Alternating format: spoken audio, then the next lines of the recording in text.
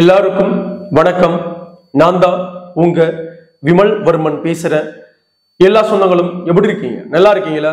எல்லாரும் நல்லா இருக்கணும், நல்லபடியா இருக்கணும் அப்படின்னு சொல்லிட்டு எல்லாம் வல்ல ஈசனையும் பெருமாளையும் வேண்டி விரும்பி கடுறேன். ஓம் நம சிவாய நமக, ஓம் நமோ நாராயணர் நமக, ஜெய் ஸ்ரீராம், ஜெய் சத்ரியா. வணிகுல சத்ரிய சொந்தங்கள் விமலவர்மனுக்கு ஸ்பான்ஷிப் பண்ணணும் அப்படின்னு நினைச்சீங்கன்னா என்னுடைய கூகுள் பே நம்பருக்கு தாராளமாக ஸ்பான்ஷிப் பண்ணலாம்.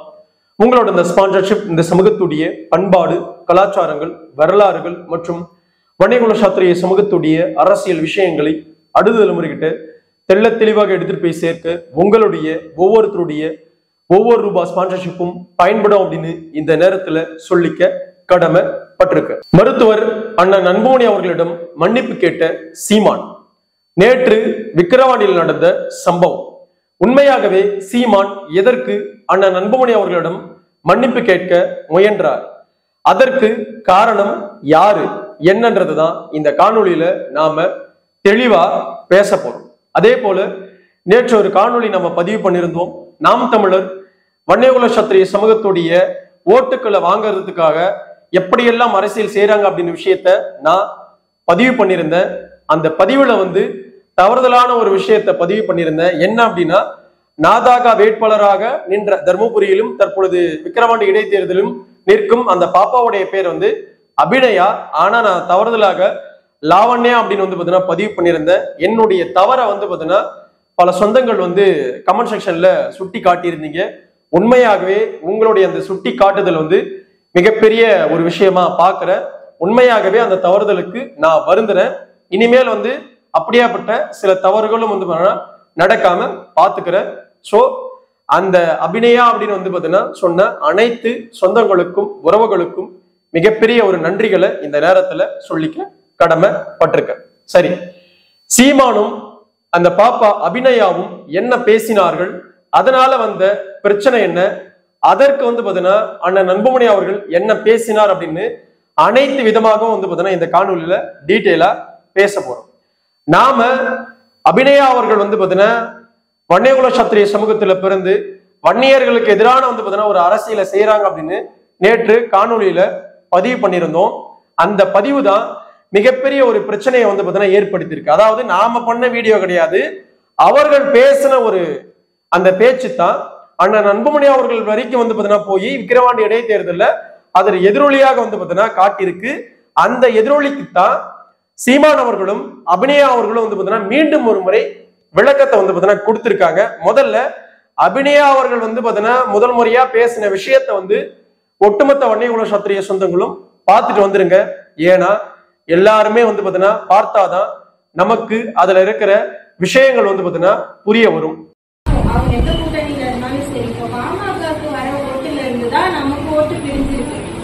வெறும் 20,000 இப்ப கடைசியில 14,000 சொல்றாங்க. அந்த 14,000 ஓட்டு எங்க இருக்குன்னா அது நம்மகிட்ட தான் இருக்கு.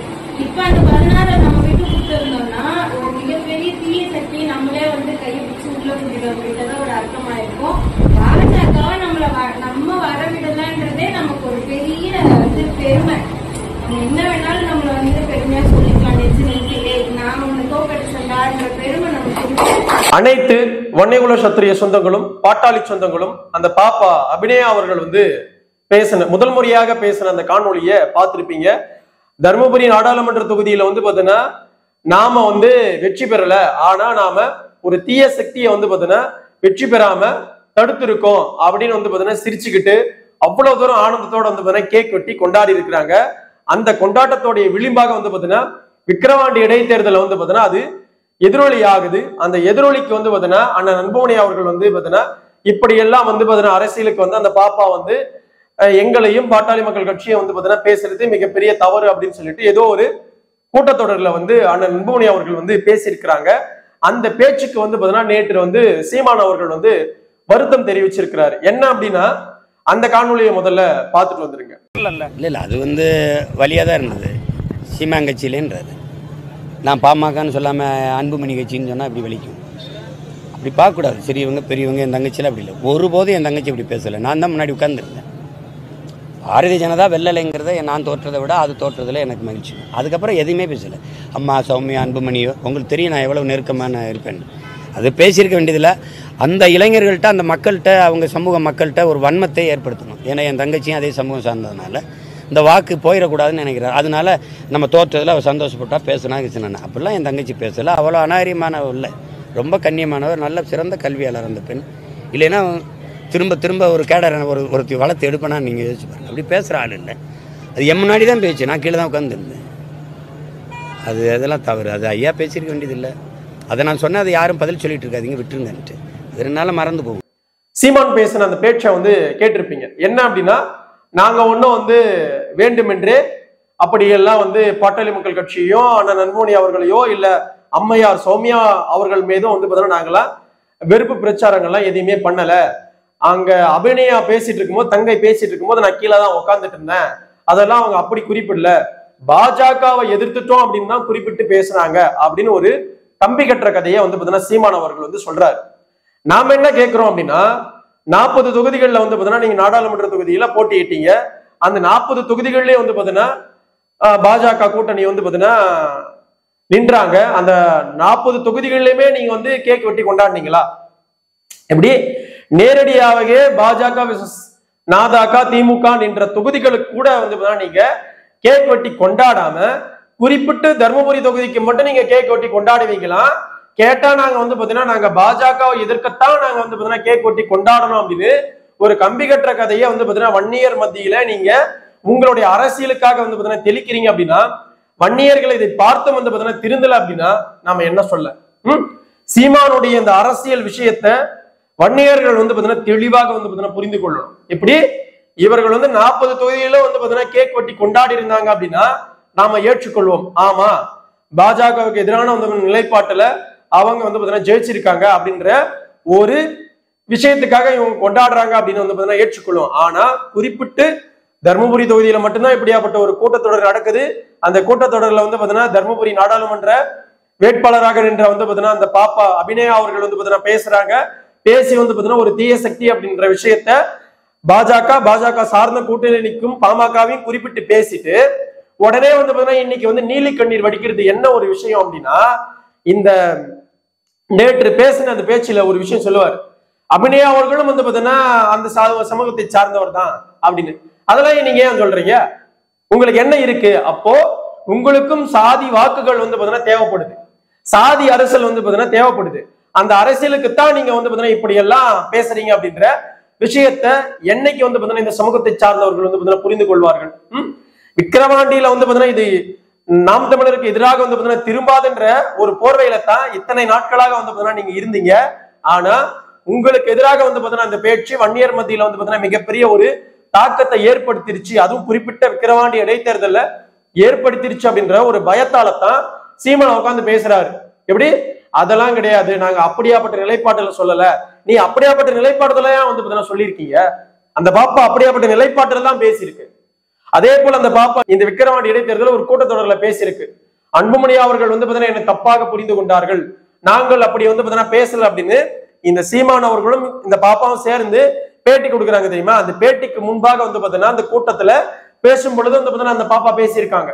எப்படி அபிநயா, பாப்பா உங்களுக்கு அரசியல் தெரியல அப்படின்னா, இந்த சமூகத்தோடைய பிரச்சனைகள் தெரியல அப்படின்னா, இந்த சமூகத்துடைய விளிம்பு நிலை மக்களுடைய அவலங்கள் புரியல அப்படின்னா, இந்த மக்களுடைய கல்வி வேலை வாய்ப்புகள் புரியல அப்படின்னா, இந்த வன்னியகுல சத்திரிய சமூகத்துடைய கல்வி வேலை வாய்ப்புகள் இடஒதுக்கீடு விஷயங்கள் பாத்தீங்கன்னா உங்களுக்கு தெரியல அப்படின்னா, நீங்கள் சார்ந்த அரசியலை பாத்தீங்கன்னா நீங்க கையில் எடுக்கிறீங்க அப்படின்னா அதை பற்றி என்ன வேணாலும் பேசுங்க. ஆனா ஒட்டுமொத்தமாக இந்த பிரச்சனைகளுக்கு எல்லாம் தீர்வு காணணும் அப்படின்ற 40 ஆண்டு காலமாக பாத்தீங்கன்னா ஒரு கட்சி பாத்தீங்கன்னா ஏற்படுத்தி அந்த கட்சி பாத்தீங்கன்னா ஏற்படுத்தி இருக்கிற பெரும் தாக்கத்தை பாத்தீங்கன்னா உடைக்கிற ஒரு விஷயத்தை பாத்தீங்கன்னா இந்த சமூகத்துக்குள்ள நீங்க எல்லாம் வன்னியர் என்ற போர்வையில பாத்தீங்கன்னா மற்ற கட்சிகள்ல பாத்தீங்கன்னா வேட்பாளராக இருந்து கொண்டு எங்களை பாத்தீங்கன்னா கேள்வி கேட்கும் ஒரு நிலையிலையும் இந்த சமூகத்தை பிளவுபடுத்தும் நிலையில பாத்தீங்கன்னா இருக்கீங்க அப்படின்னா அதை ஒருபோதும் பாத்தீங்கன்னா எங்களை போன்றவர்களால ஏற்றுக்கொள்ளவே முடியாது.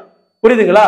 40 ஆண்டு காலமாக இந்த சமூகத்துடைய உரிமைகளுக்கும் இந்த சமூகத்துடைய இடஒதுக்கீட்டுக்கும் இந்த மக்களுடைய கல்வி வேலை வாய்ப்புக்கும் பாத்தீங்கன்னா தொடர்ச்சியாக பாத்தீங்கன்னா உன்னதமாக ஏதோ ஒரு வகையில ஏதோ ஒரு 1008 பிரச்சனைகள் இருந்தும் கூட பாத்தீங்கன்னா கேள்வி கேட்கிற பாத்தீங்கன்னா அந்த உரிமைகளை பாத்தீங்கன்னா கேட்டுட்டு இருக்கிற ஒரே கட்சியாக பாட்டாளி மக்கள் கட்சி மட்டும்தான் இந்த வன்னியகுல சத்திரிய சமூகத்துக்கு இருக்கு.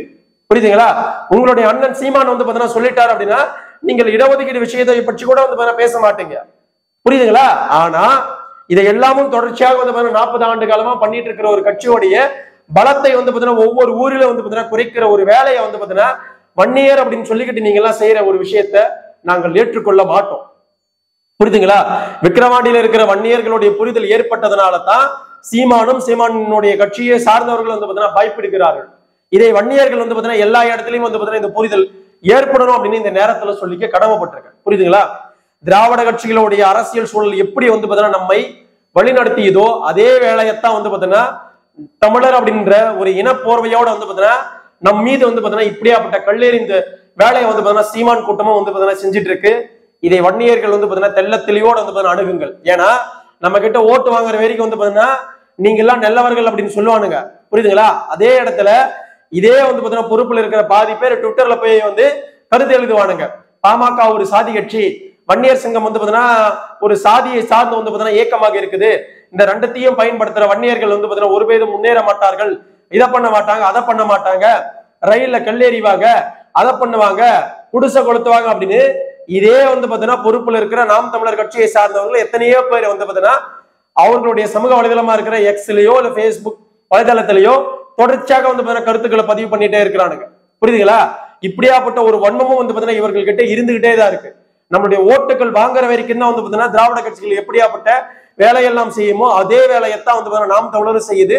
வன்னியர்கள் தெள்ள தெளிவோடு வந்து பாத்தீங்கன்னா புரிந்து கொள்ளுங்கள். புரியுதுங்களா? சீமான் கேட்கிற மன்னிப்புகள்லாம் வந்து இந்த சமூகம் வந்து பாத்தீங்கன்னா ஓட்டு போடக்கூடாதுன்ற ஒரு நிலைப்பாட்டை வந்து பாத்தீங்கன்னா ஒவ்வொரு வன்னியர்களும் எடுத்துக்கணும். புரியுதுங்களா? இல்லைங்களா? தர்மபுரியில வந்து பாத்தீங்கன்னா பிஜேபியோட கூட்டணியை வந்து பாத்தீங்கன்னா தோக்கடிச்சு கேக் ஓட்டனை இவங்க திமுக அங்க ஜெயிச்சிச்சு தெரியுமா? அதுக்கு எதிராக வந்து பாத்தீங்கன்னா ஒரு பேச்சு வந்து பாத்தீங்கன்னா இவர்கள் பேசல. அப்போ திராவிட கட்சிகளை வந்து பாத்தீங்கன்னா இவர்கள் வந்து முன்னாடி வந்தாலும் ஏற்றுக்கொள்வார்கள்.